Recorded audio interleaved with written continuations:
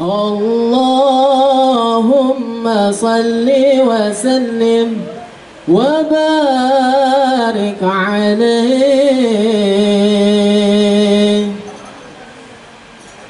صلاة الله سلام الله على طه رسول الله صلاة الله سلام الله على ياسين حبيب الله صلاة الله سلام الله على طه رسول الله صلاة الله سلام الله على ياسين حبيب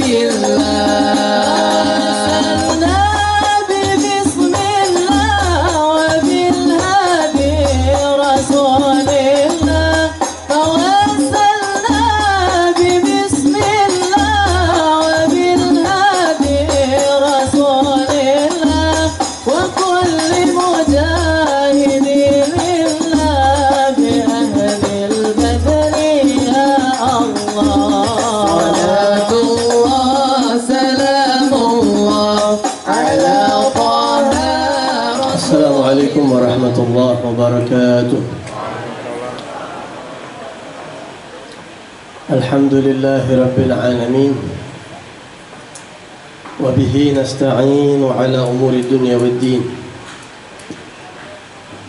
Wa ashhadu an la ilaha illallah wahdahu la sharika lah.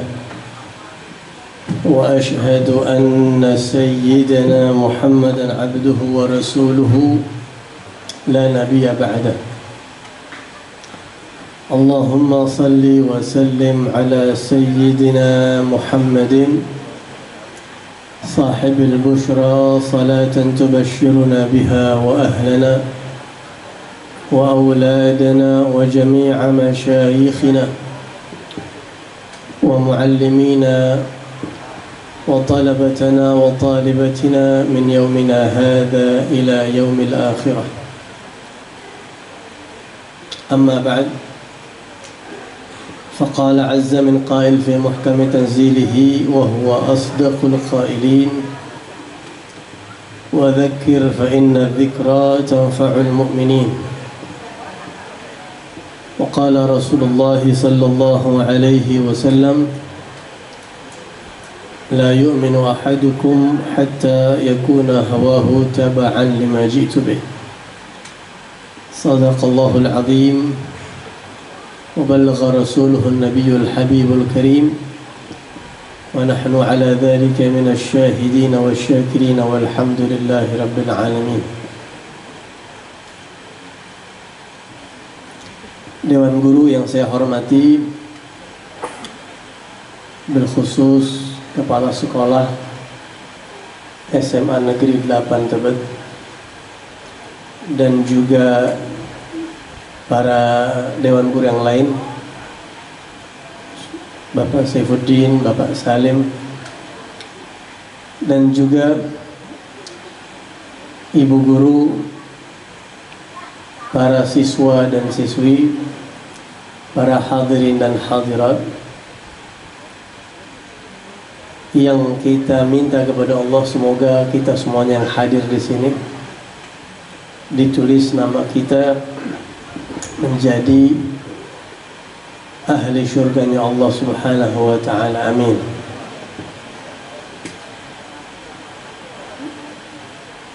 Gimana kabarnya, pada sehat semua ini? Duduk dari pagi katanya ya. Biasanya kalau dari pagi udah nggak kuat lama-lama begini ya. Insya Allah nggak terlalu lama, sedikit saya juga nggak akan menyampaikan banyak pembahasan. Alhamdulillah, kita bersyukur kepada Allah, kita berkumpul di sini dalam rangka mengenang tahun baru Hijriyah, tahun baru Islam 1446. Berkenaan dengan hijrahnya Nabi kita Muhammad sallallahu alaihi wa alihi wasallam, yang dari pagi tadi sudah diisi dengan berbagai macam acara, lomba ceramah, kemudian juga cerdas cermat dan lain sebagainya. Mudah-mudahan acara seperti ini bisa menambah ghirah kita, semangat kita dalam menjalani perintah-perintah Allah Subhanahu wa taala. Ikhwani sekalian, saudara-saudariku sekalian, masuk di tahun 1446 Hijriah. Berarti kita sekarang memasuki tahun yang baru. Ada banyak yang bisa kita renungkan, bisa kita ambil hikmah dan pelajaran ketika kita memasuki tahun yang baru ini. Di antara hal yang perlu kita renungkan, yang bisa kita ambil pelajaran adalah bagaimana perjalanan hijrahnya Nabi kita Muhammad sallallahu alaihi wasallam.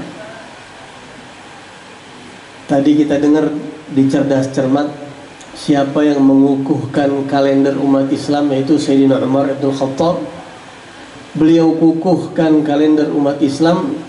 Tahun pertamanya dihitung dengan hijrahnya Rasulullah sallallahu alaihi wasallam. Sebenarnya Sayyidina Umar sempat musyawarah. Ini kita mau hitung kalender Islam tahun pertamanya kelahiran Nabi, pelantikan Nabi menjadi Nabi Rasul, atau hijrahnya Nabi, atau wafatnya Nabi, atau Isra Mi'rajnya Nabi SAW.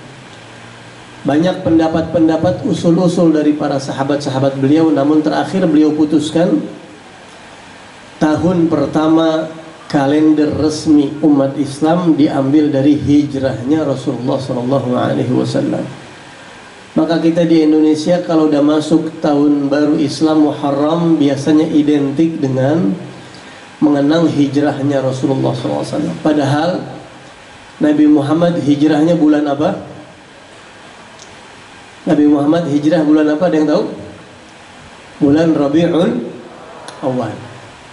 Rasulullah hijrah dari Mekah ke Madinah bulan Rabiul Awal, dan sampai di Madinah hari Senin tanggal 12 bulan Rabiul Awal, persis seperti lahir dan wafatnya.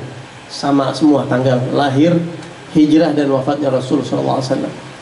Cuma disebut kalender hijriah karena hitungan pertamanya dimulai dari hijrahnya Rasulullah SAW. Dalam hijrah Nabi ini ada banyak yang bisa kita petik pelajaran. Di antaranya adalah ketika Rasulullah SAW tiba di kota Madinah, Rasulullah SAW tidak punya rumah. Sampai di Madinah nggak punya rumah. Bahasa kitanya ntar malam kudu dipikirin nginep di mana Nabi.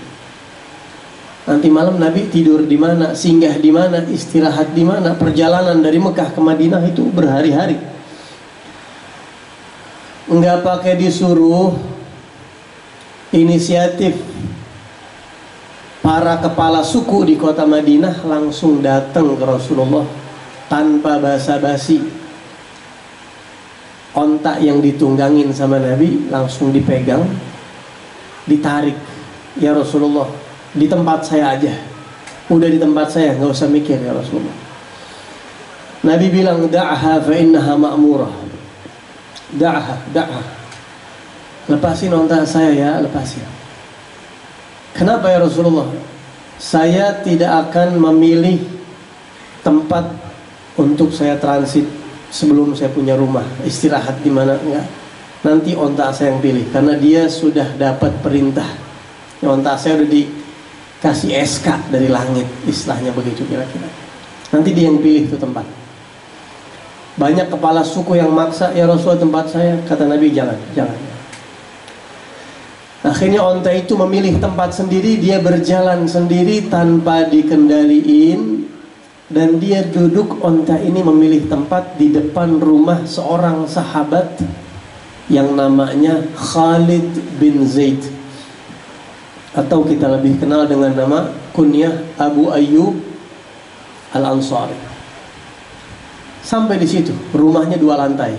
Kata Rasulullah, selama saya belum punya rumah, saya akan tinggal di sini beberapa bulan. Maka sahibul bait Abu Ayyub al-Ansari pun dengan senang hati dibilang marhaba ahla wa sahla. Kalau orang Betawi bilang saya kejatuhan bulan. Ini saya kejatuhan bulan ini, Rasulullah tinggal di rumah saya, katanya. Maka dia jamu Rasulullah. Dia bilang, ya Rasulullah, engkau di atas, saya di bawah. Engkau di lantai atas, saya di lantai bawah. Nabi bilang kepada sahabat ini, jangan, saya di bawah, kamu di atas.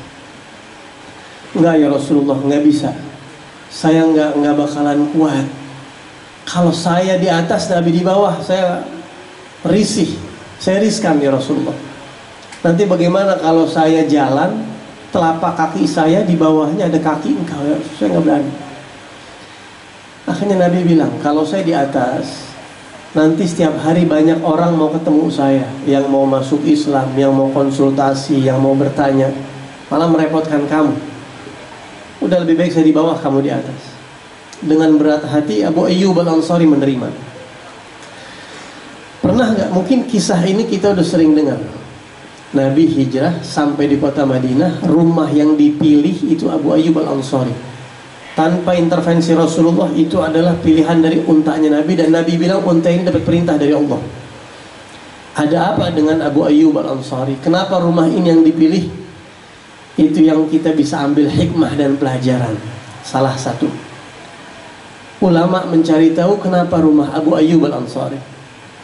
Jawabannya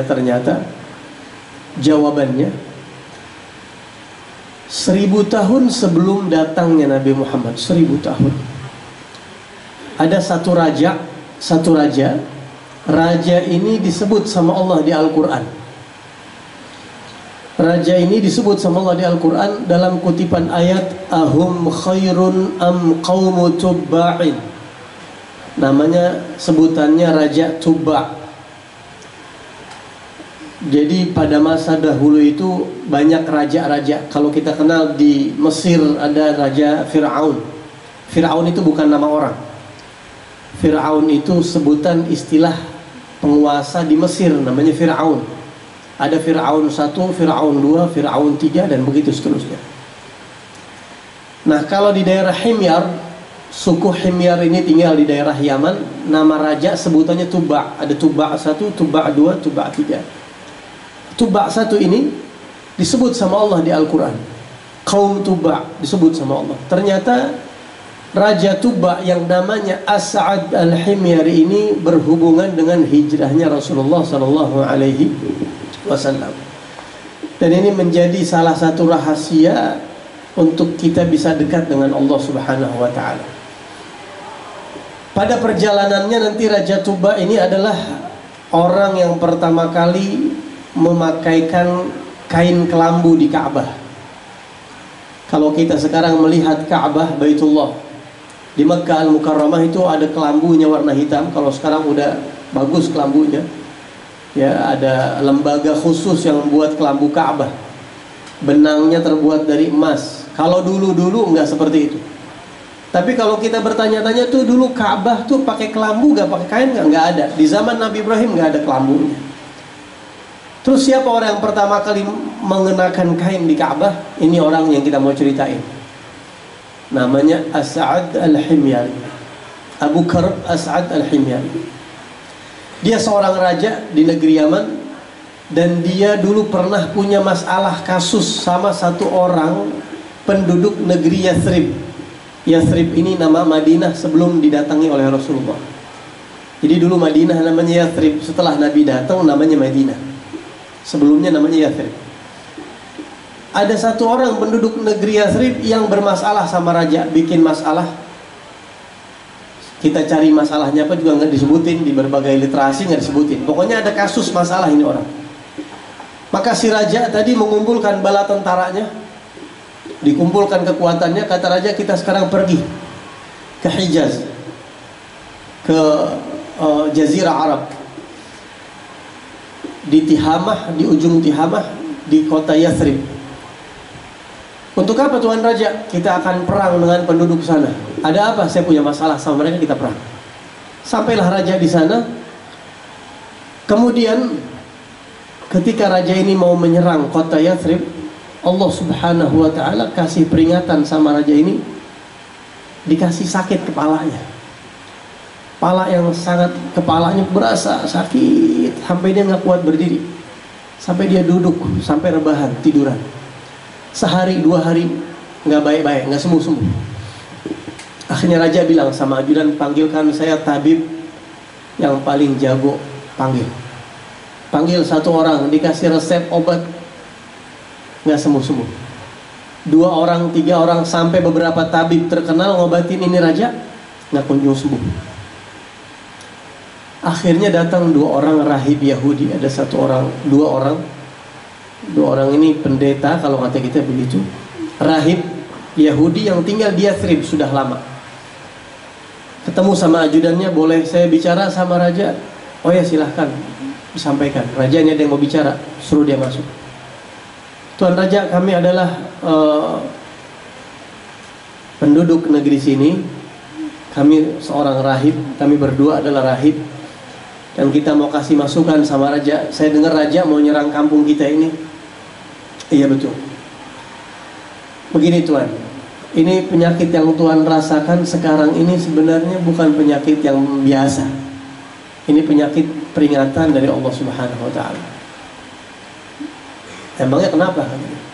Karena Tuhan mau nyerang satu kota, dan kota ini akan selalu dilindungi oleh Allah. Emang kota ini kenapa? Kota ini kami baca di dalam kitab-kitab Samawi, kitab Taurat, bahwa kota ini kelak akan menjadi tempat hijrahnya Nabi akhir zaman. Seorang Nabi yang Nabi Musa dan Nabi Isa sudah mengabarkan. Nabi Musa pada saat itu, Nabi Isa belum tiba. Nabi Musa, Nabi kami sudah mengabarkan akan datang seorang Nabi yang bernama Ahmad dan akan hijrah ke tempat ini. Akhirnya si raja tadi penasaran, siapa itu Nabi Ahmad? Rahib ini menceritakan secara detail sifat-sifat Rasulullah SAW. Akhirnya si raja ini senang dengan sifat Rasulullah, mendengar sifatnya, mendengarkan perangainya, postur tubuhnya bahkan diceritakan. Dia senang. Akhirnya raja ini bilang, kapan Nabi itu akan hadir? Kapan Nabi itu datang ke sini? Kita juga sedang tunggu Tuan Raja. Kita belum tahu. Akhirnya si raja tadi mengurungkan niatnya. Saya tidak akan menyerang kota ini. Saya akan mengurungkan niat saya. Saya akan kembali ke negeri saya. Dengan izin Allah, raja ini dikasih kesembuhan. Kemudian raja ini menulis surat. Dia tulis surat untuk Nabi Muhammad SAW yang sifatnya sudah dia dengar, dia pelajari terus berhari-hari di kota Madinah. Dia tulis surat. Dia bilang sama sesepuh tokoh kota Madinah, nanti kalau Nabi itu datang, tolong titipkan surat saya. Saya mungkin nggak bisa menemui beliau karena saya harus pulang ke negeri saya. Akhirnya dia mengunjungi Ka'bah dan dia pakaikan kelambu Ka'bah itu. Dan dia pergi ke kampung halamannya di negeri Yaman sana. Dipeganglah surat raja ini sama tokoh kota Yathrib sampai bertahun-tahun, sampai yang pegang surat ini terasa dia bakal meninggal dunia. Dipanggil penerusnya, tolong titipan ini kamu teruskan, sampaikan. Setahun, 2 tahun, 3 tahun, 100 tahun, 200 tahun, sampai 1000 tahun Rasulullah baru datang. Di kisah ini 1000 tahun. Dan ini disebutkan di berbagai kitab-kitab tafsir. Kalau ada yang suka baca, nanti bisa lihat kitab tafsir.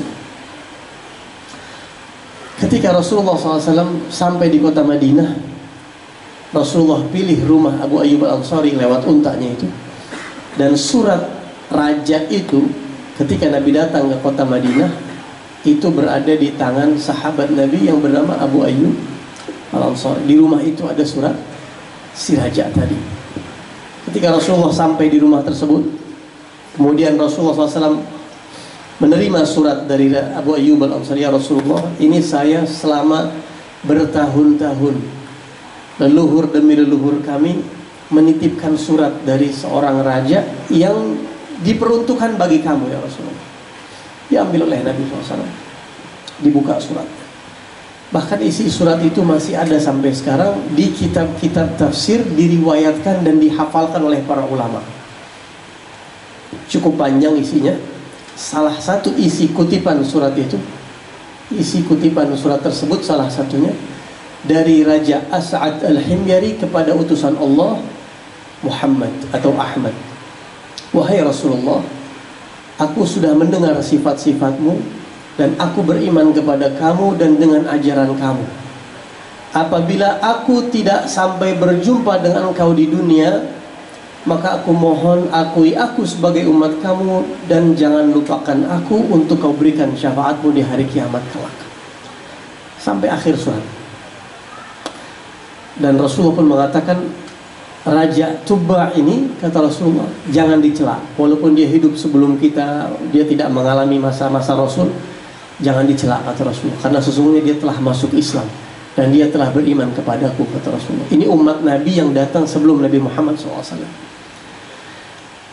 Ini adalah kutipan satu hikmah dari hijrahnya Rasulullah SAW.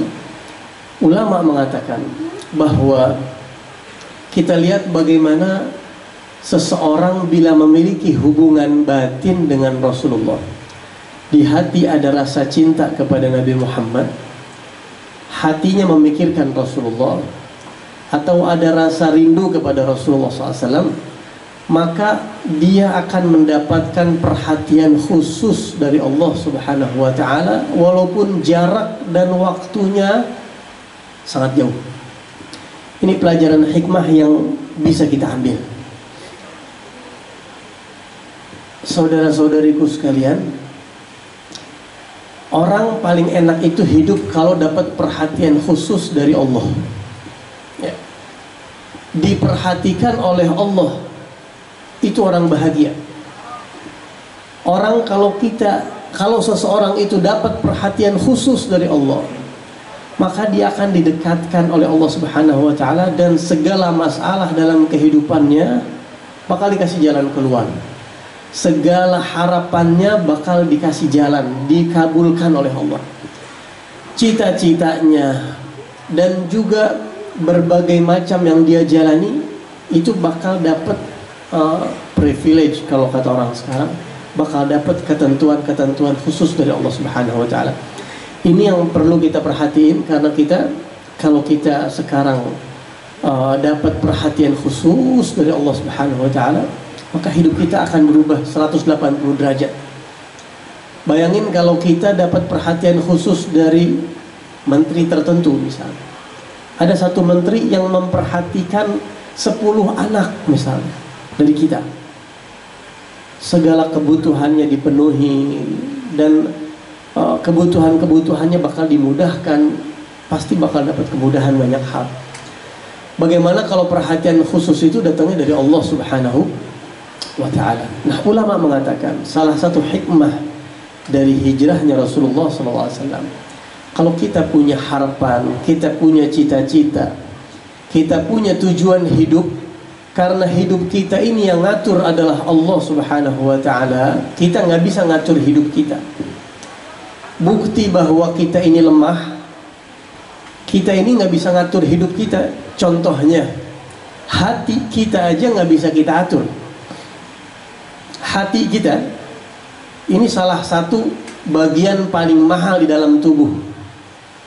Kita setting bisa nggak kira-kira? Kita remote. Saya mau cinta sama fulan, saya mau hapus nama fulan, belum tentu bisa. Kalau kita bisa atur nih, kita remote hati kita. Coba kita bikin paling kita cinta adalah Nabi Muhammad SAW, nggak bisa, susah. Ya, saya pengen suka dengan baca Quran, nggak bisa. Hati kita sendiri nggak bisa kita setting. Atau bahkan kita sakit, kita nggak bisa nyembuhin diri kita. Atau bahkan lupa, bisa nggak kita hapus lupa dari ingatan kita? Nggak bisa. Kita bosan menjalankan sesuatu, kita hapus sifat bosan itu, nggak bisa. Jadi manusia ini nggak kuasa sama dirinya sendiri. La yamliku li nafsihi darran wala naf'an wala mautan wala hayatan wala nusyura. Kita ini nggak bisa ngatur diri kita, tapi pada hakikatnya Allah lah yang mengatur diri kita. Kadang-kadang kita mau A, tapi Allah Subhanahu wa Ta'ala bisa kasih, bisa nggak kasih. Kita mau B, bisa Allah kasih, bisa Allah nggak kasih. Nah, ulama-ulama mengatakan kalau bisa tumpuan titik konsentrasi kita adalah bagaimana caranya kita dapat perhatian khusus dari Allah. Kalau dapat perhatian khusus dari Allah, dunia akhirat, zahir batin, jauh dekat, itu semuanya akan dibuka jalannya oleh Allah Subhanahu wa ta'ala. Yang sulit akan jadi mudah, yang berat akan jadi enteng. Ini mungkin boleh jadi satu pelajaran hikmah yang kita renungkan. Bagaimana kita semua di sini punya cita-cita, punya harapan.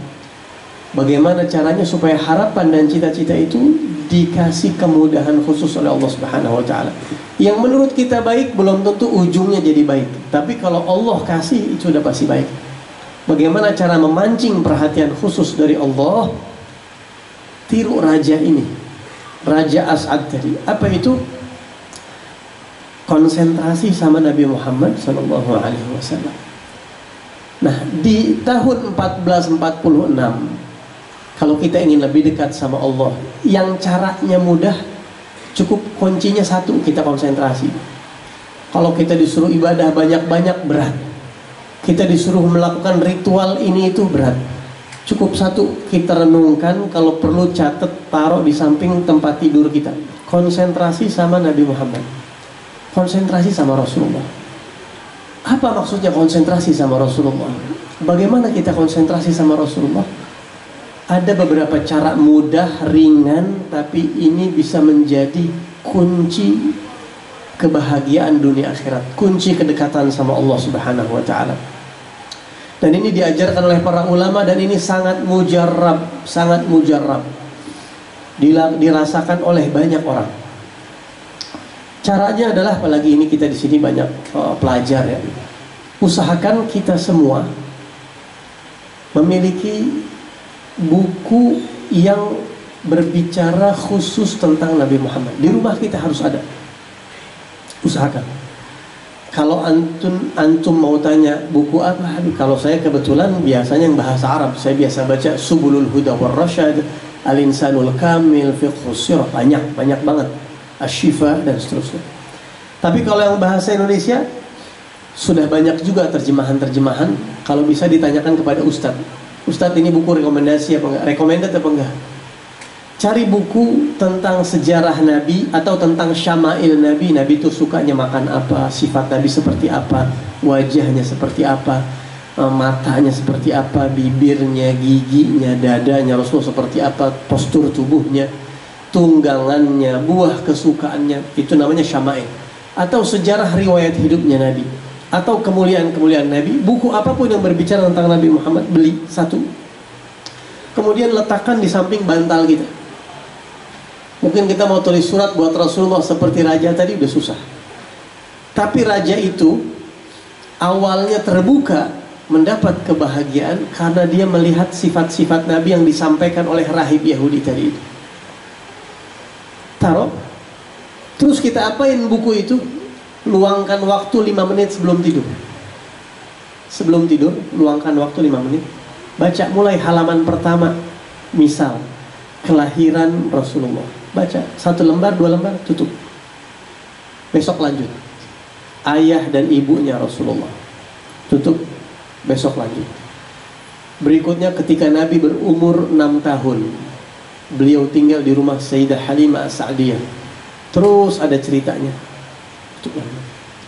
Kalau kita jalanin ini konsentrasi. Sebelum kita memasuki alam bawah sadar, sebelum kita tidur, alam bawah sadar ini lebih luas daripada alam nyata. Alam bawah sadar bahkan lebih luas daripada dunia maya. Dunia maya itu terbatas masih. Alam bawah sadar lebih luas. Itu bisa menjadi media kita komunikasi jalinan batin langsung dengan Nabi Muhammad SAW. Telah banyak orang-orang yang melakukan itu karena sebelum tidur pikiran dia dibawa ke Rasulullah terus. Akhirnya salah satu malam dia tidur, dia mimpi berjumpa Nabi Muhammad SAW. Dan ini bisa merubah mindset kita, merubah karakter kita, bikin kita semakin dekat sama Allah, bikin dunia itu semakin indah. Dan ada hal-hal baru yang berubah dalam kehidupan kita. Kuncinya apa? Konsentrasi sama Nabi Muhammad Sallallahu alaihi wasallam. Ini cara yang paling mudah. Atau kalau zaman sekarang kita bisa punya e-book mungkin ya di handphone kita download buku-buku tertentu tentang Rasulullah. Tapi saya sarankan sebelum download, sebelum beli, jangan sembarangan, karena ada buku-buku sejarah Nabi yang terkontaminasi, yang menjelaskan buku sejarah Nabi Muhammad, tapi ada kritik-kritik kepada Rasulullah yang tidak objektif, dan memang tujuan penulisnya untuk meracuni pembaca. Karena musuh Nabi Muhammad itu menyerang segala lini. Kalau kita tidak punya konsultan atau ustadz atau guru khusus yang membimbing kita, bisa bahaya. Maka tanyakan terlebih dahulu buku apa. Mungkin ini bisa menjadi satu pelajaran di tahun yang baru 1446. Terlalu banyak kalau kita mau bahas Islam yang sedemikian luas, hijrah yang sedemikian luas, amalan-amalan di Islam sangat banyak, pelajaran sangat banyak. Supaya gampang diingat oleh antum semua, tahun baru ini di SMA Negeri 8 Tebet ini kita ambil satu hikmah. Kata kuncinya konsentrasi sama Rasulullah. Jangan-jangan kita sudah terlalu jauh dari Rasulullah. Orang yang dekat sama Nabi Muhammad, Allah akan bukakan segala hal. Orang yang dekat sama Rasulullah, dia bisa jadi orang dalamnya Allah Subhanahu wa ta'ala. Nah, mungkin caranya yang paling mudah adalah baca kehidupan beliau 5 menit, biasakan sebelum tidur. Hanya 5 menit. Atau bisa kurang, boleh, lebih boleh. Yang penting sebelum tidur baca seperti itu. Akhiri masa tidur kita dengan baik, dengan indah, dengan husnul khatimah. Penutup terakhir. Kenapa saya nggak banyak kasih hikmah? Saya ambil hikmah ini aja. Konsentrasi kepada Nabi, dan lakukan konsentrasi itu sebelum tidur. Karena Rasulullah menyebutkan di dalam hadis, ketika manusia, kita hamba Allah, hendak meninggalkan masa sadar kita, ketika kita mau tidur, itu malaikat sama syaitan, malaikat sama setan nih mereka itu duluan balap-balapan, rebut-rebutan mau menguasai kita. Disebutkan dalam hadis, kalau kita lagi mau tidur, masuk ke kamar, kita nggak ngelihat alam gaib, tapi kita sebagai mukmin percaya apa yang gaib yang disampaikan oleh Rasulullah SAW. Alladzina yu'minuna bil ghaib. Rasulullah menjelaskan setiap manusia kalau mau tidur, itu malaikat bilang, Allahumma khtim bi khair. Ikhtim bi khair, ya Allah, mudah-mudahan orang ini mengakhiri masa sadarnya dengan kebaikan, ya Allah, akhirilah dengan kebaikan, ya Allah. Di saat yang sama, setan berdoa, ikhtimhu bisyarr, akhiri dengan buruk, akhiri dengan buruk, akhiri dengan buruk. Ya. Kalau Rasulullah mengatakan, kalau seorang hamba, apabila seorang hamba ini kemudian melakukan kebaikan sebelum tidur, dia mungkin ya sholat, atau dia sebelum tidur baca surat Tabarak, atau sebelum tidur dia baca ayat kursi, atau sebelum tidur dia baca buku-buku Islami, maka setan yang malaikat yang berpihak kepada dia.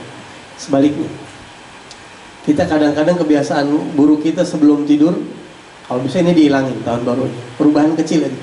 Sebelum tidur, kadang-kadang kita suka scroll handphone dulu kadang-kadang ya, atau suka ngelihat TV dulu, ngelihat terakhir sampai akhirnya kita tidur, TV-nya masih nyala. Nah, kata Rasulullah, orang mukmin itu akan selalu berpihak kepada malaikat. Akhiri dengan baik, akhiri dengan baik, husnul khatimah. Karena tidur itu adalah saudaranya kematian.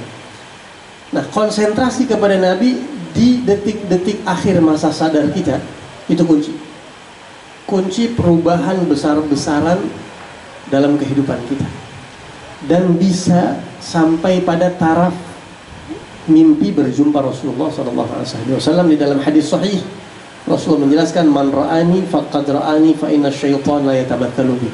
Siapa yang mimpi melihat aku, maka dia telah betul-betul melihat aku.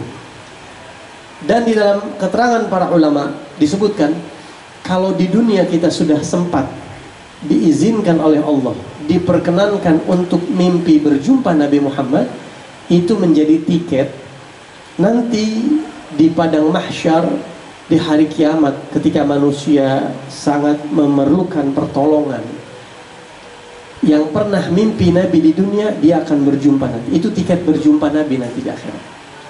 Manusia kumpul miliaran, triliunan nanti di padang mahsyar, semuanya cari Rasulullah. Ada yang untung berjumpa Nabi, ada yang sial tidak berjumpa sama Nabi. Tiket untuk berjumpa Nabi di padang mahsyar nanti adalah usahakan berjumpa dalam mimpi di sini. Salah satu caranya dengan konsentrasi kepada Nabi sebelum tidur, dan itu akan merubah banyak aspek dalam kehidupan kita, dan itu bisa menjadi sebab terkuat kita semakin dekat dengan Allah Subhanahu wa Ta'ala. Mudah-mudahan satu hikmah yang singkat ini, yang mudah bagi orang-orang yang diberi kemudahan oleh Allah ini, insya Allah bisa kita amalkan dan bisa kita aplikasikan dalam kehidupan kita, insya Allah. Amin ya rabbal alamin.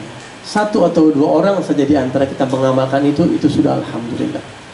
Setidaknya ini menjadi satu tips atau kiat-kiat yang bisa kita bawa pulang ke rumah kita masing-masing. Insya Allah mungkin itu yang saya sampaikan. Kalau ada hal yang salah dalam penyampaian, kurang tepat, mohon dibukakan pintu maaf yang sebesar-besarnya. Saya serahkan kembali kepada MC atas tausiah dan juga ilmu-ilmu yang diberikan kepada kita. Masya Allah, semoga ini bisa menjadi pembelajaran bagi kita semua untuk mengawali tahun baru ini dengan banyak-banyak beramal dan mendekatkan diri kita pada Allah Subhanahu wa Ta'ala. Nah, untuk itu Habib, akan ada sesi tanya jawab. Jadi bagi teman-teman yang ingin bertanya kepada Habib secara langsung, bisa mengangkat tangannya. Nanti yang tercepat akan saya pilih terlebih dahulu. Oke? Bisa perkenalkan dulu, lalu langsung bertanya kepada Habib. Assalamualaikum warahmatullahi wabarakatuh, Bib. Perkenalkan, saya Ardi, Bib. Jadi saya selama ini saya mau tanya satu hal aja sih, Bib, insya Allah, Bib. Mengenai takdir, Bib. Kalau soal teori-teori dasar yang suka saya baca zaman dulu, soal takdir ini kan ada takdir yang bisa diubah dan takdir yang tidak bisa diubah. Tapi kalau menurut pemahaman saya dari ilmu-ilmu saya yang sedikit yang saya dapatkan sekarang ini, Bib, itu bahwa takdir itu sebenarnya nggak ada yang bisa dirubah. Karena semua ini adalah sudah ketetapan Allah semua, dan Allah nggak mungkin nggak tahu sampai akhir seperti apa. Nah, dan ikhtiar itu hanya sebagai bentuk ketaatan kita sebagai hamba Allah. Nah, itu konsep yang saya pahami sekarang, Bib. Mungkin kalau misalkan ada kesalahan mohon koreksinya, Bib, karena kalau teori-teori zaman dulu yang saya dapatkan itu takdir ada yang bisa diubah dan tidak bisa diubah. Sementara kalau pemahaman saya sekarang, takdir nggak ada yang bisa diubah, Bib. Hanya saja ikhtiar itu sebagai bentuk ketaatan kita sebagai hamba Allah. Seperti itu, Bib. Wassalamualaikum warahmatullahi wabarakatuh. Assalamualaikum warahmatullahi wabarakatuh. Masya Allah. Berbicara takdir, Sayyidina Ali bin Abi Thalib mengatakan takdir itu seperti lautan yang dalam, ya, dan seperti suatu jalan lorong yang sangat gelap. Memang kalau kurang-kurang kuat pondasi, kita merenungi takdir itu berpotensi goyang. Tapi alhamdulillah, insya Allah di tengah kita banyak ulama, banyak cendekiawan yang lurus, yang insya Allah bisa meluruskan umat terkait masalah takdir. Ardi, yang antum fahami sudah betul bahwa takdir itu pada hakikatnya sudah ketentuan Allah Subhanahu wa Ta'ala, qadim, tidak bisa diubah. Lalu bagaimana dengan ketentuan misalnya ikhtiar kita? Ketika Rasulullah Sallallahu Alaihi Wasallam menjelaskan kepada para sahabat bahwa semua ketentuan sudah sempurna, sahabat bertanya, ya Rasulullah, idzan natakil, kalau begitu kita diam aja deh, toh semuanya udah ditakdirin. Terus bagaimana dengan ikhtiar kita ya Rasulullah? Nabi menjawab, i'malu fakullun muyassarun lima khuliqalah. Kalian beramal, berbuatlah semau kalian. Karena sesungguhnya setiap orang itu akan dibukakan jalan sesuai porsi takdirnya. Orang yang ditakdirkan ke surga, insya Allah mindsetnya dia akan mindset ahli surga, pikirannya akan pikiran ahli surga, dan sebaliknya. Jadi kalau kita beramal itu menunjukkan arah takdir kita. Sekarang kita pikirin aja, kira-kira kita pengennya takdir baik apa buruk, tinggal kita pikirin. Kita dikasih akal sama Allah, saya pengen baik ya, beramal aja tinggal. Kata Nabi, beramal, tinggal kamu kemana. Kalau kamu ditakdirkan dapat A, maka kamu akan dimudahkan melakukan amal ke arah sana. Begitu. Intinya, para ulama mengatakan begini. Biasa Allah Subhanahu wa taala berquran, yamhullahu ma yasha'u wa yuthbitu wa 'indahu ummul kitab. Allah berhak menetapkan dan merubah. Allah punya hak menetapkan dan merubah takdir, terserah dia. Jadi kalau Allah mau rubah. Ayat ini memotivasi kita untuk berdoa. Ya Allah, saya minta ini, saya belum punya ini, saya minta ini. Kalau dipikirin, doa kita pun ini takdir sebenarnya dari Allah. Doa kita ini takdir, dan karena doa kita ini nanti biasanya takdir itu dirubah oleh Allah. Rasul bersabda dalam hadis, la yaruddul qada illa du'a. Bagaimana dengan hadis-hadis yang seperti itu ya? Tidak ada yang bisa merubah takdir kecuali doa. Kemudian juga segala sesuatu Allah bisa tetapkan dan bisa Allah ubah. Pada hakikatnya semuanya tidak bisa berubah, tapi doa kita ini adalah bagian takdir dari Allah Subhanahu wa taala. Dan takdir yang bisa dirubah itu yang bagaimana? Tadi antum tanya, takdir yang bisa dirubah adalah takdir yang di Lauhil Mahfuz. Jadi Allah Subhanahu wa taala punya segmentasi takdir, katakanlah begitu. Ada takdir yang di alam azal. Alam azal ini takdir yang tahu hanya Allah, makhluk tidak ada yang tahu. Dan itu 100% baku, tidak akan berubah. Ada takdir yang berubah. Takdir yang berubah itu takdir yang di alam Lauhil Mahfuz. Lauhil Mahfuz ini dia posisinya di atas langit dan masih bisa kelihatan oleh makhluk. Takdir itu masih bisa kelihatan oleh makhluk. Seperti apa takdir bisa kelihatan oleh makhluk? Saya kasih contoh, dukun. Dukun kadang-kadang bisa tahu ini besok akan ada kejadian A, besok akan ada kejadian B. Apakah dukun itu bisa membaca takdir Allah? Dia hanya dapat informasi takdir yang bisa berubah, yang di Lauhil Mahfuz itu. Bagaimana dia bisa dapat info itu? Dukun itu dapat info dari jin. Dan jin itu dibocorkan oleh Allah di Al-Quran, di dalam surat Al-Jin. Ini terkait takdir yang tidak bisa berubah dan berubah. Wa anna kunna naq'udu minha maqa'ida lis-sama'. Allah berfirman di surat Al-Jin, menceritakan tentang pengalaman-pengalaman beberapa jin. Mereka mengatakan, kata jin-jin ini, jin-jin berkata, kita dulu suka nongkrong di langit. Di langit itu ada tempat nongkrong jin. Ngapain tuh jin nongkrong? Dia nungguin informasi yang bocor. Informasi-informasi kejadian yang ditulis di Lauhil Mahfuz itu bocor sampai ke jin. Setahun yang akan datang akan ada ini, kelihatan nanti. Bahasanya yastariquna sama'. Mereka mencuri dengan mendengar-dengar, mereka mencuri informasi dari alam lauh, alam atas. Nanti jin itu turun kasih tahu ke dukun. Tapi kata jin-jin itu, fama yastami'il an yajid lahu shihabar rasada. Setelah Nabi Muhammad diutus, itu jin nggak bisa nongkrong lagi untuk mencari informasi dari Lauhil Mahfuz. Kenapa? Karena begitu nongol sedikit kepalanya ke atas, ada bola api dari malaikat yang menimpa kepala mereka. Jadi jin ini kewalahan, dan mereka bilang, kita sekarang kayaknya udah nggak bisa lagi mencuri informasi. Nah, kalau ada dukun-dukun yang sekarang paling cuma tahu yang di bumi doang, info-info di bumi. Artinya takdir yang berubah itu ada Lauhil Mahfuz, tapi ada lagi takdir yang lebih tinggi, namanya takdir yang sudah ditentukan di alam azal. Itu sudah tidak akan berubah lagi selama-lamanya. Kalau yang di Lauhil Mahfuz masih bisa berubah beberapa persen, dan itu yang berubah dengan sebab doa. Contoh, di alam azal si fulan umurnya 60 tahun, tapi di Lauhil Mahfuz 55 tahun. Tapi dia sekarang umur 55 tahun, begitu mau meninggal dunia, misal contohnya, dia sedekah kepada satu orang, atau dia rajin silaturahmi, karena sedekah dan silaturahmi, atau karena dia berdoa kepada Allah, ya Allah saya minta panjang umur, ya Allah panjang umur saya. Berubahlah takdir yang di Lauhil Mahfuz itu menyesuaikan takdir yang di alam azal, dan doanya itu pun ditakdirkan oleh Allah. Di alam azal ditulis karena si fulan berdoa maka takdirnya jadi berubah. Jadi doa itu pun sebenarnya rangkaian daripada takdir itu sendiri. Jadi yang antum fahami memang sudah betul bahwa takdir pada hakikatnya tidak ada yang berubah. Kalaupun ada takdir yang berubah, itu takdir yang di bawah, yang masih bisa bocor ke makhluk begitu, seperti yang jin-jin bocorkan kepada dukun-dukun mereka.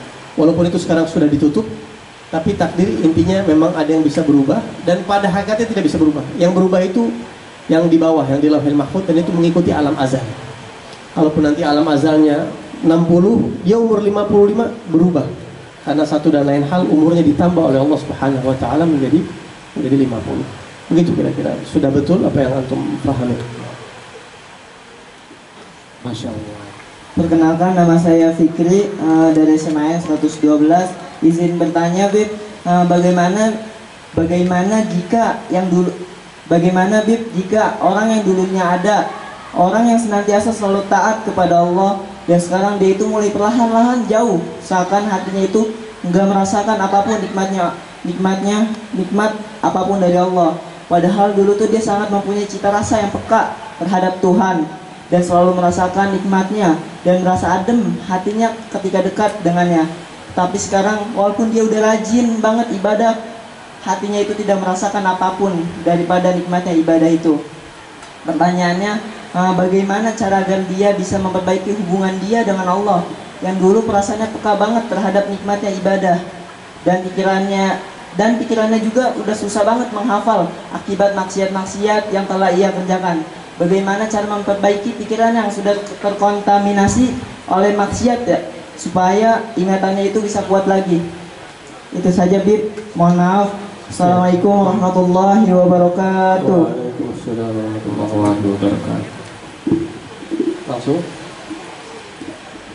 bagaimana menanggulangi hilangnya rasa nikmat dalam ibadah begitu ya. Dulu sempat merasakan ibadah itu terasa nikmat, kemudian belakangan hambar begitu kira-kira. Kita kalau badan sehat makan ayam bakar enak apa nggak kira-kira tuh?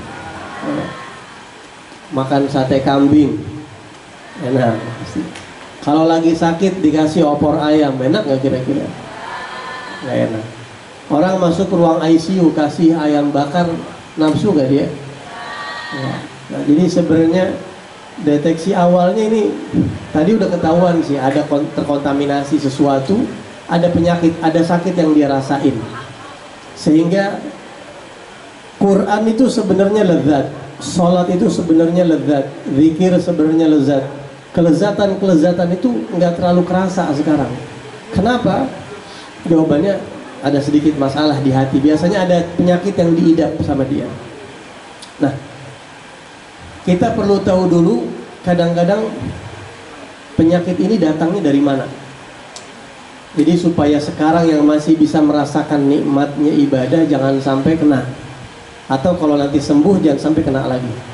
Salah satu hal yang paling kuat menyebabkan matinya hati disebutkan oleh Al-Imam Al-Haddad itu mata dan telinga. Mata sama telinga, dua ini adalah jendela atau pintu hati. Apa yang dilihat itu akan berefek ke dalam hati. Apa yang didengar bakal berefek ke dalam hati. Hati itu pintunya adalah pendengaran dan penglihatan. Jadi kalau kita enggak jaga pendengaran dan penglihatan kita, nanti dampaknya akan ke hati. Itu yang pertama. Yang kedua, bisa jadi juga mungkin mata sama telinga dijaga. Ada gak faktor lain? Bisa jadi. Apa faktor lain? Makanan. Misalnya masuk makanan yang tidak halal. Ketika masuk makanan yang tidak halal, itu dampaknya langsung ke hati dan juga ke seluruh tubuh bahkan. Karena darah daging kita ini diproses, dibentuk dari asupan makanan. Jadi kita perlu tahu dulu bahwa ada hal-hal yang bisa merubah kehidupan kita. Yang tadinya enak jadi nggak enak. Yang tadinya ibadah itu kerasa sejuk, merasakan rohani yang begitu kuat, hilang. Hilangnya itu sebab apa? Beberapa sebabnya itu. Jendela hati yang rapuh, yang tidak terlalu aman, ya, kurang aman. Kemudian yang kedua makanan, dan yang ketiga salah satu yang paling berpengaruh adalah teman duduk. Teman duduk. Ini mungkin 3 hal yang perlu difahami betul. Kalau kita nanti sudah merasakan, hati-hati dengan 3 hal ini. Makanan jangan sembarangan, lihat dan dengar juga jangan sembarangan, dan juga dekat jangan sembarangan. Kalau berteman silahkan. Yang hati-hati itu dekat. Kalau kenal ataupun berteman bebas. Sama siapapun tidak dibatasi, boleh-boleh aja. Ya, boleh berteman dengan siapapun. Nah, ini 3 hal yang perlu difahami. Kemudian mengobatinya bagaimana? Cara mengobati hati yang sudah kepalang, ada karat, katakanlah begitu. Rasulullah SAW bersabda dalam hadis, Inna hadhil quluba latasda'u kama yasda'ul hadid. Sesungguhnya hati manusia ini bisa berkarat, bisa bermasalah, karatan seperti besi yang bermasalah. Qila wa ma jala'uha ya Rasulullah. Maka sahabat bertanya, ya Rasulullah, obatnya apa? Nabi menjelaskan yang pertama adalah qiraatul Quran. Memperbanyak membaca Al-Quran. Al-Quran itu yang paling baik, kalaupun kita hafal tetap bacanya dilihat, itu yang paling baik. Membaca Al-Quran sambil melihat dengan membaca Al-Quran sambil hafalan doang, kecuali kalau dia memang murojaah, itu lebih afdal melihat. Ketika kita membaca Al-Quran, itu kita bukan cuma sedang mengobati hati, tapi dosa mata lagi dicuci nih. Dosa telinga juga lagi dicuci. Dosa mulut juga lagi dicuci pakai Quran. Dan hati kita juga itu sedang dibersihkan. Sekali itu Quran sangat luar biasa. Quran ini bisa merubah kehidupan kita dari sengsara menjadi bahagia. Allah berfirman di Al-Quran, Taha ma anzalna 'alaikal Qur'ana litashqa. Allah berfirman, kami tidak menurunkan Al-Quran untuk membuat kamu celaka, tapi untuk merubah kamu menjadi bahagia. Hilang rasa itu kan salah satu bentuk cermin kesengsaraan. Untuk mendatangkan kebahagiaan lagi, Quran salah satu medianya. Yang kedua tentunya adalah dengan kembali kepada Allah, taubat, gitu ya. Karena ada satu orang curhat sama sahabat saya. Ada satu orang, ini bahkan parah, kalau ini masalahnya masih mending. Ini dia sampai azakumullah, sampai mabuk, sampai melakukan hal-hal yang luar biasa. Tapi dia nangis. Dia bilang sama teman saya ini nggak suka dengan perbuatan saya. Saya mau berhenti, cuma kok saya seperti dipenjara sama setan. Mau berhentinya itu susah banget. Saya mau menjauhi susah. Udah berusaha saya jauhin, kena lagi, berusaha kena lagi. Seperti di remote, seperti dikendalikan oleh setan saya begitu. Saya seperti nggak kuasa sama diri saya sendiri. Sahabat saya bilang sama dia, kamu tahu gak? Bisa jadi kemaksiatan yang kita rasakan itu sebagai sanksi pecut dari Allah yang tidak akan diangkat sanksi ini sebelum kita bereskan masalahnya. Kata sahabat saya bilang sama orang tersebut, coba kamu ingat-ingat, mungkin kamu pernah bikin sakit hati orang tua kamu, atau mungkin kamu pernah bikin sedih guru kamu, atau kamu pernah menyakiti hati seorang muslim yang dekat. Coba ingat. Akhirnya orang ini dia coba rapihkan hubungannya, dia minta maaf ke orang tuanya, datang ke gurunya, apa segala macam. Subhanallah, berubah total. Jadi kadang-kadang kesalahan yang kita lakukan itu adalah siksa dari Allah. Siksa itu nggak harus dikubur ya. Susah ibadah itu siksa. Susah ibadah, ya Allah kok sekarang saya ibadah nggak nikmat, kenapa? Itu sedang proses Allah Siksa dia karena dia melakukan satu kesalahan yang dia belum taubat begitu. Nah, kuncinya adalah taubat kepada Allah dari segala macam dosa.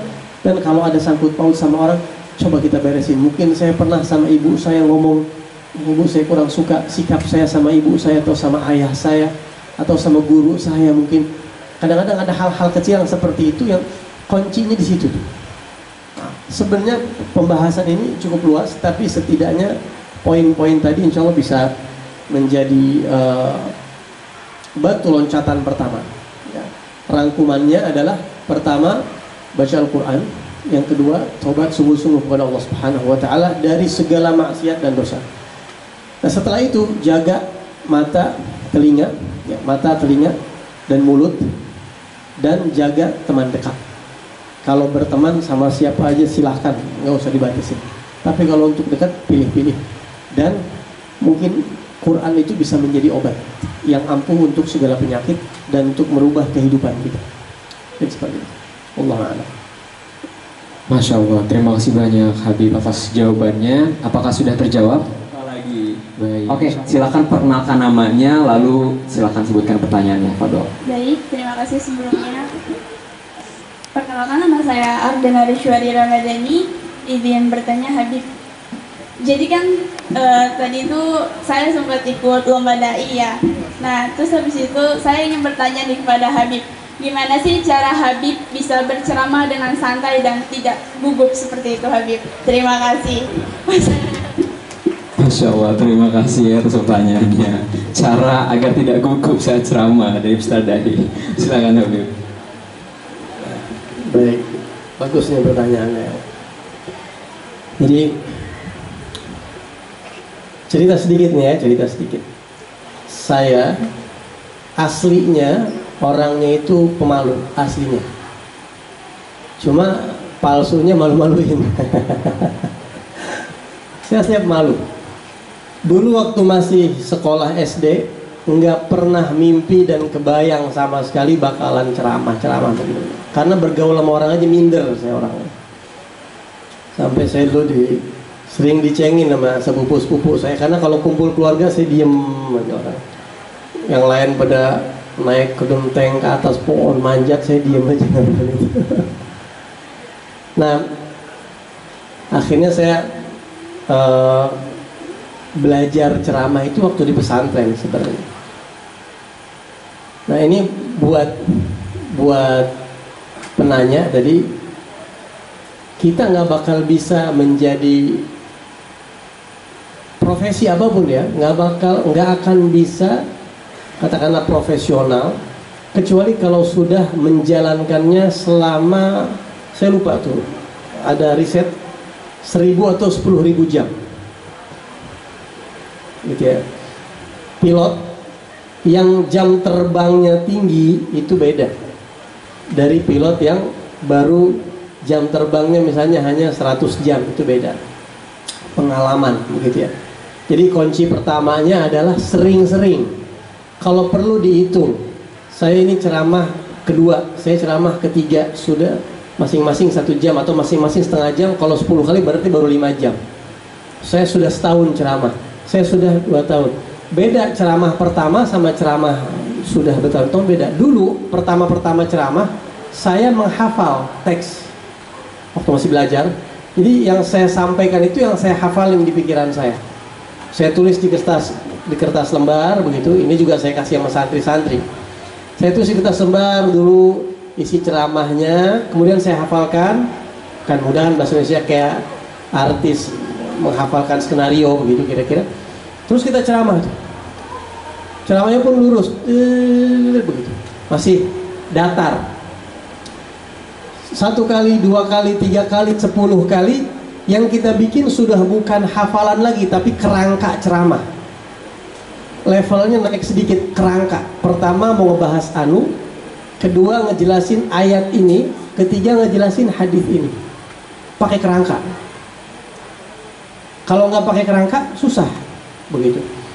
Setelah setahun 2 tahun berjalannya waktu, semakin lama kita hanya perlu membuat kerangkanya di pikiran. Pertama ngebahas ini, kedua ini, ketiga ini, keempat ini. Dan kalau sudah profesional atau kalau gridnya grid udah legenda begitu ya, udah legend istilahnya, dadakan pun bisa. Lagi diem duduk, tahu-tahu kamu sekarang ceramah, maju. Gua ngomong apa ini? Gua ngomong apa? Nggak begitu lagi. Udah langsung terbentuk tuh di sini. Pertama bahas ini, 2, 3 ini, 3, 4 ini gitu.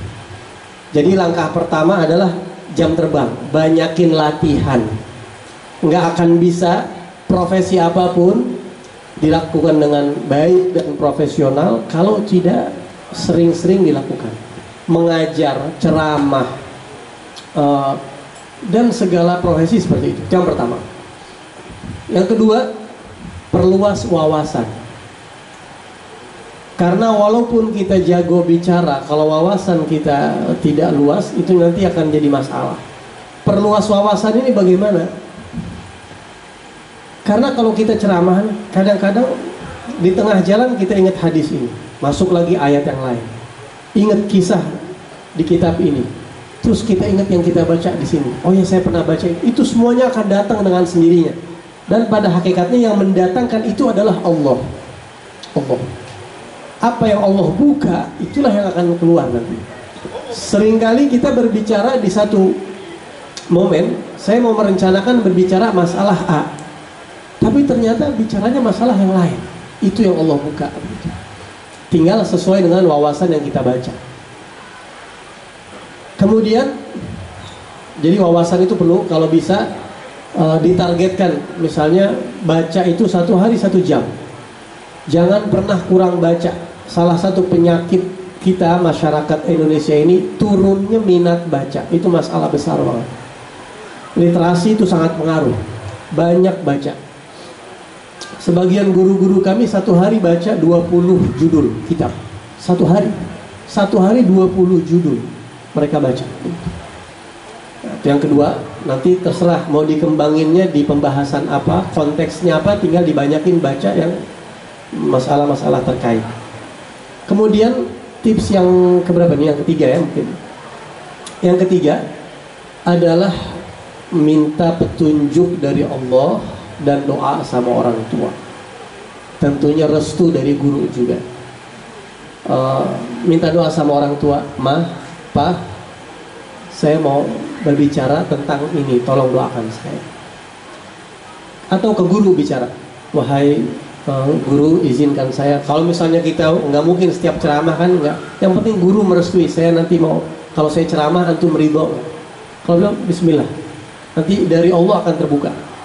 Bahkan pada level tertentu orang-orang soleh itu izinnya bukan sama orang tua sama ibu doang, bukan hanya sama orang tua dan guru, mohon maaf, tapi juga izin sama Rasulullah. Ini levelnya level ruhani. Izin sama Nabi Muhammad dan para ulama yang pantas untuk duduk di sini menyampaikan ayat dan hadis, bukan orang seperti saya. Saya ini jauh dari pantas. Nah, kebiasaan orang-orang soleh kalau mau ceramah, mereka akan dalam hati biasanya atau pakai suara sedikit, mereka akan bilang, ya Rasulullah, wahai para ulama, wahai para wali, wahai kekasih-kekasih Allah, innama agum bihukmin niyaba ankum. Saya duduk, saya berada di tempat ini hanya meneruskan, menggantikan ban serep antum, istilahnya ban serep kalian semua. Kalian orang yang layak di sini, saya jauh dari layak. Cuma karena sekarang saya sudah kepalang ada di sini, saya izin menyampaikan ilmu-ilmu yang dari kalian semua. Itu juga nanti akan bisa menjadi sebab terbukanya ilmu-ilmu. Jadi ada beberapa tahap, nggak ada yang instan. Saya sangat menganjurkan karena kalau ustadz banyak, penceramah banyak, ustadzah kita krisis sekarang. Jadi saya sangat bangga kalau dari muslimah-muslimah dari SMA 8 atau yang lain-lainnya bisa latihan ceramah, niatkan untuk Allah, melanjutkan perjuangan Nabi khususnya untuk kalangan muslimah. Ya, perluas wawasan, banyakin jam terbang, minta doa, dan jauhkan kata-kata percaya diri. Percaya diri ini sebenarnya kurang baik sebenarnya. Percaya Allah, jangan percaya diri. Diri kita nggak punya apa-apaan. Diri kita siapa ini? Diri kita nggak ada apa-apanya. Itu percaya diri di dalam Islam nggak ada. As-siqah bin nafas. Justru kita harus curiga sama diri kita. Jangan-jangan dia nyuruh, jangan-jangan dia bangga, ujub, riya, sombong. Itu diri kita. Percaya sama Allah. Ya Allah, saya yakin, saya minta tolong kepada kamu, kamu akan nolongin saya. Percaya sama Allah. Mungkin itu beberapa kiat-kiatnya. Alhamdulillah. Masya Allah, tabarakallah. Terima kasih banyak Habib atas jawabannya. Apakah sudah terjawab? Oke, Fadul, Baik. berikan pertanyaannya juga. Oh, sebutkan perkenalan nama dulu sebelumnya. Assalamualaikum warahmatullahi wabarakatuh. Waalaikumsalam warahmatullahi wabarakatuh. Habib, Afwan, sebelumnya Ane Prayogo Saputrasun, asal sekolah SMK Negeri 1 Jakarta. Izin bertanya Habib, bagaimana cara kita untuk berani menyampaikan bahwasanya yang hak adalah yang hak dan yang batil adalah yang batil. Seringkali kita melihat sesuatu yang batil di depan mata kita, namun kita ragu untuk menyampaikannya. Seringkali kita melihat teman-teman kita misalnya bermaksiat seperti ini, namun kita tidak ada keberanian untuk menyampaikan bahwasanya itu adalah sesuatu yang salah. Nah, Anda minta sarannya bagaimana cara untuk kita berani memberitahu bahwa yang hak adalah yang hak dan yang batil adalah yang batil. Syukran. Assalamualaikum warahmatullahi wabarakatuh. Waalaikumsalam warahmatullahi wabarakatuh. Silakan Habib. Masya Allah. Dari SMK mana Prayogo? Afwan, SMK Negeri 1 Jakarta. Sekarang Anda kira santri kalian, ustaz kalian pakai gamis, Masya Allah. Baik, kita kadang-kadang mungkin melihat ya, maksudnya banyak tokoh-tokoh ulama yang lahir dari sekolah umum. Banyak sahabat-sahabat saya bahkan sebagian dari sekolah umum. Insya Allah mudah-mudahan banyak di sini pendakwah nantinya ya, Insya Allah. Pertanyaan yang baik, bagaimana kalau ketika kita melihat kemungkaran, cara menyampaikannya. Jadi begini, dakwah itu perjuangan. Dakwah itu perjuangan. Dakwah artinya apa sih? Apa artinya dakwah? Mengajak. Dakwah artinya mengajak orang yang lupa sama Allah, diajak supaya ingat sama Allah. Mengajak orang yang tadinya tidak suka kebaikan, diajak supaya suka dengan kebaikan. Mengajak orang yang tadinya suka dengan kemaksiatan, diajak supaya tinggalkan kemaksiatan. Itu arti dakwah. Secara harfiah mengajak. Baik. Berarti perjuangan apa enggak itu? Perjuangan. Nah, kita kalau berjuang ingin memperjuangkan sesuatu, entah apa bentuk perjuangannya, ya bisa perang atau bisa memperjuangkan mengejar seorang wanita misalnya mau nikah, atau memperjuangkan kerjaan, memperjuangkan saya harus dapat mobil itu, saya harus punya kerjaan ini, saya harus dapat cita-cita ini. Itu perjuangan. Itu perlu strategi, perlu taktik. Guru saya sering bilang sama saya, sering banget, beliau bahkan Masya Allah sampai belum sebulan terakhir masih mengingatkan saya, ingat, dakwah itu bukan hanya menyampaikan kebenaran. Dakwah itu bukan hanya menyampaikan kebenaran. Ada yang lebih penting daripada esensi kebenaran itu sendiri. Ada yang lebih penting. Apa? Uslub. Apa itu uslub? Kemasan. Kemasan itu lebih penting. Marketing itu kadang-kadang nilainya bisa lebih tinggi daripada produk itu sendiri, begitu kalau kata orang-orang usaha ya. Untuk pasang usaha iklan itu mereka kadang-kadang nggak tanggung-tanggung menggelontorkan uang. Artinya bagaimana kita melihat kemungkaran atau kemaksiatan untuk merubah supaya kita berani ngomongin yang hak. Bukan cuma berani, tapi efektif atau tidak. Karena kalau seandainya cuma kita berani, dianya enggak masuk, enggak efektif, juga enggak ada hasilnya. Jadi tujuan daripada dakwah itu biar dia masuk. Cara apa yang paling cocok itu digunakan. Nah, maka itu perlu diperhatikan dan dipelajari. Itu berbeda, setiap medan berbeda. Contoh, saya kasih contoh. Misal contoh, saya sendiri, saya pribadi, saya tinggal di satu daerah. Ketika saya berada di daerah itu, saya melihat misal ada orang-orang yang belum, mohon maaf, misalnya orang ini belum sholat, atau misalnya orang ini masih membuka aurat, misalnya laki-lakinya masih pada pakai celana yang pendek begitu saya melihat begitu. Saya nggak langsung di pengajian atau di ceramah saya langsung bahas itu, enggak. Mereka akan lari. Mereka akan lari pasti. Bagaimana caranya dia tertarik sama Islam dulu. Contoh hari ini, kalau cinta sama Nabi Muhammad itu sudah merasuk ke hati seseorang, semua kehidupannya berubah. Semua kehidupannya berubah. Contoh lain, ada satu cerita. Ini ada satu kisah. Ini kisah dari guru saya. Dan kisah ini sebenarnya terkenal sih di mana-mana begitu, cuma wallahu a'lam ini kisah nyata atau tidak, tapi bisa diambil pelajaran. Ada satu orang ustadz atau ulama datang ke satu kampung. Di kampung itu dia nginap beberapa malam sampai tiba hari Jumat. Tapi pas hari Jumat ini orang sholat Jumat rame-rame bawa tikus, bawa bangkai tikus. Heran ini Ustaz, ini kok orang sholat Jumat semua bawa bangkai tikus nih, apa maksudnya? Dan nggak langsung ditanya, ini maksudnya apa bawa itu begitu? Walaupun ditanya boleh, tapi dia langsung bertanya sama warga sekitar, di sini tokoh agama setempat di mana? Oh, di rumahnya Fulan, itu tokoh agama kita. Fulan itu tokoh agama kita. Datang, Assalamualaikum Ustaz, Kiai, saya boleh mampir ngobrol silaturahmi panjang lebar, dan bilang saya boleh mampir ke perpustakaan antum? Boleh. Lihat-lihat perpustakaannya. Setelah dipelajari, dibuka kitab-kitab hadis, kitab-kitab tertentu, ternyata di situ ada satu kitab yang indikasinya sangat kuat, ini sumber orang-orang sholat Jumat mereka bawa bangkai tikus. Dilihat di situ, idza ataitumus shalah fa'alaikum bis-sakinah wal waqar. Aslinya ada hadis yang berbunyi, kalau kalian hendak jalan sholat ke masjid, hendaklah kalian dengan penuh ketenangan dan kesejukan. Bahasa Arabnya tenang dan sejuk itu sakinah, waqar.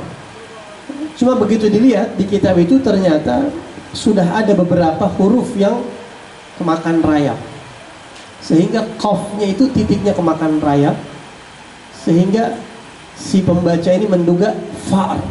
Fa'ar itu bahasa Arab, bahasa Indonesianya tikus. Kalau kalian mau sholat, hendaklah bawa oleh kalian al-fa'ar, as-sikin wal-fa'ar. Sikin itu pisau, tak marbutohnya hilang gitu. Dia bilang, ini saya rasa kuat. Tanya, datang ke tokohnya, bagaimana tentang sholat Jumat? Saya mau tanya ini kayak hukumnya apa, sunnah atau wajib sholat Jumat pakai? Oh, itu jelas disebutkan dalam hadis. Bisa lihat hadisnya, benar yang tadi dibuka sama dia. Idza ataitumus shalah fa'alaikum bis-sikin wal fa'ar. Kalau kalian mau sholat, bawalah pisau dan tikus. Akhirnya Ustaz ini mendatangkan naskah kitab yang lain, dijelaskan begini begitu semua. Berubah satu kampung. Artinya kalau kita mau berdakwah, melihat satu kemungkaran, kalau kita langsung tembak dan itu bikin dia lari dan dia tidak berubah, maka tujuannya hilang. Maka cari strategi yang paling ampuh. Penutup untuk pertanyaan ini, ada satu orang yang bertanya sama saya. Dia bilang, Habib, ayah saya ini masih suka ngambil transaksi ribawi. Ini anak nanya. Saya kalau nasehatin bapak saya dibilang, lu tahu apa, lu bocah gitu. Lu bocah baru kemarin, lu gua yang cebokin, lu begini segala macam. Nggak ampuh gitu. Saya bilang, kalau kamu nasehatin nggak bakal ampuh. Cari cara lain yang bikin dia merenung. Misal contohnya seorang kakak misalnya bilang sama adiknya, misalnya adiknya mau melakukan, sudah dewasa adiknya begitu ya, sudah dewasa, bang, gue pengen minjem ini nih, ya rentenir begitu, gue pengen minjem duit begini, jangan ngomongnya depan, di dalam bapak, dia di luar nih. Sekiranya nasihat itu kedengaran, lo tahu nggak, orang tuh kalau begini dalam Islam kagak boleh. nanti lu hari kiamat kata Nabi ini bakal kayak gini, dan itu bisa mati konyol suul khotimah lu, ntar begini. Bapaknya mau marah sama siapa? Lu mau apa Pak? Saya nasihatin adik saya, bukan nasihatin ini adik saya mau ngambil, bisa diajak kong kali kong adiknya untuk kasih nasihat masukan sama si bapak. Itu terjadi sama banyak orang dulu. Ada satu orang wudunya waktu mencuci tangan nggak sampai ke siku, hanya sampai sini dong orang tua. Ya adik kakak bilang ini orang sholatnya nggak sah nih karena wudunya cuma sampai sini, sikunya nggak sempurna. Ya, akhirnya kata si adik kakak, kita pura-pura wudu berdua, saya wudunya seperti bapak itu, kamu yang sempurna ya. Kita bilang lomba, nanti bapak itu kita jadiin juri. Datang Pak, ini saya sama adik saya mau wudu, nanti tolong bapak lihat ya siapa di antara kita yang wudunya paling bagus. Oh iya, dia wudu berdua. Adiknya wudunya dikurang-kurangin kayak si bapak tadi, kakaknya sempurna. Siapa Pak yang, oh ini, dia kenapa Pak? Ini kamu kurang, zikutnya begini. Oh ya makasih Pak. Wudu lagi tuh bapak, diulangin, gua salah. Kena, tanpa harus dengan cara yang, maaf Pak, wudunya salah. Kalau gitu mungkin nggak efektif gitu. Atau cara lain, misalnya kalau sekarang ada status WhatsApp yang bisa kita khususkan nasihat untuk dia. Misalnya kita kirim link ceramah terkait, atau ambil flyer atau tulisan terkait untuk nasihat yang sifatnya umum begitu, tapi jangan pernah menyebut nama orang yang seperti ini. Ambil nasihat yang lembut, yang kena buat dia. Atau cara lain terakhir bisa juga kita lihat nih, misalnya yang bersangkutan sholat Jumatnya di Masjid A, kita bilang sama khotibnya, kita lihat Jumat besok khotibnya fulan, kita datang, assalamualaikum Ustaz, boleh nggak Ustaz, ini di sini peran khotib sangat penting. Di salah satu jamaah yang hadir itu ada saudara saya, dia masih suka melakukan ABC. Tolong antum di khutbah sampaikan tentang hal. Jadi ada banyak jalan menuju Roma atau patah ya, ada banyak cara. Jadi yang penting itu bukan cuma kita tegur dia, bukan, tapi yang lebih penting daripada kebenaran itu sendiri adalah kemasan yang kita gunakan untuk menyampaikan usul. Itu yang lebih penting, supaya efektif dan tujuannya bisa berhasil. Kira-kira. Wallahu a'lam. Masya Allah, terima kasih banyak Habib atas jawabannya. Apakah sudah terjawab? Oke. Ya, ini juga menjadi pengingat kepada kita supaya lebih istiqomah lagi mengajak teman-teman kita ke dalam kebenaran. Insya Allah. Baik. Ya Imam Rusli ya sanadi, anta babullahi muhtanadi, habib dunya ya akhirati, ya Rasulullah musbihadi. Ya Imam Rusli ya sanadi, anta babullahi muhtanadi.